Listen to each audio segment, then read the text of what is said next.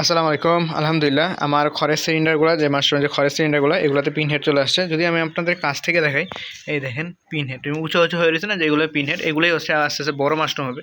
যদি এই যে দেখেন কী পরিমাণ আসছে। আর আমি যদি আপনাকে ভালো করে দেখাই পিন হেডটা কি, পিন হেডটা হচ্ছে মাশরুম হওয়ার প্রথম স্টেজ। যেমন এই যে দেখেন, এই যে কালো হয়ে বের হইতেছে, এটা হচ্ছে পিন হেড।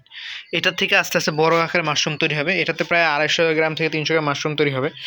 তো আমাদের যারা মাশরুম চাষ করতে চাই বা মাশরুম চাষ করি, তাদের জন্য হচ্ছে শীতকালটা বেস্ট। আমরা মার্চ মাস পর্যন্ত আমরা খড়ের সিলিন্ডার মানে তৈরি করি, মানে ফেব্রুয়ারি শেষ পর্যন্ত আমরা খড়ের সিলিন্ডার তৈরি করি। এই খড়ের সিলিন্ডারগুলো এপ্রিল পর্যন্ত ফলন দেয়, কারণ এপ্রিল যেহেতু একটু গরম পড়ে, একটু পানি স্প্রে বেশি করলে আপনার কাঠে ধানের যে কী বলে এটা, আপনাদের কুটা বা খড় যেটাই বলেন, এটার যে মাইসিয়ামটা গ্রো করে এবং যে ফলনটা আসে আলহামদুলিল্লাহ অনেক ভালো একটা ফলন আসে।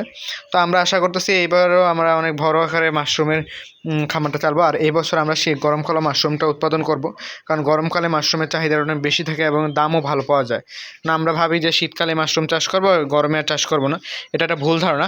আপনি যদি মার্কেট ধরে রাখতে চান বা আপনি যে সারা বছর মাশরুম উৎপাদন না করতে পারেন, আপনি মাশরুমের বিজনেস টিকে থাকতে পারেন না। মাশরুমের বিজনেসে টিকে থাকতে হলে আপনি সারা বছর মাশরুম চাষ করতে হবে এবং মাশরুমটাকে আস্তে আস্তে সামনের দিকে ছড়াই দিতে হবে।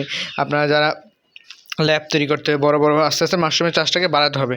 আমি আপনাদের দেখাই যদি এই যে এইগুলো খড়ের সিলিন্ডার হচ্ছে একবার ফলন আমরা নিচ্ছি, এই দেখেন আরেকবার ফলন আসতেছে। আর এই যে এই সাইডেরগুলো যেগুলো দেখতেছেন না, এগুলো হচ্ছে প্রথমবার কাটা হয়েছে, এগুলোতে ফলন আসবে, প্রথমবার ফলন আসবে। আর এগুলোতে একবার ফলন নেওয়া হয়েছে, এখন আবার দ্বিতীয়বার পিন হেড চলে আসছে, এখন হয়তো দ্বিতীয়বারের মতো ফলন আসবে ইনশাআল্লাহ, 2-1 দিনের মধ্যেই চলে আসবে।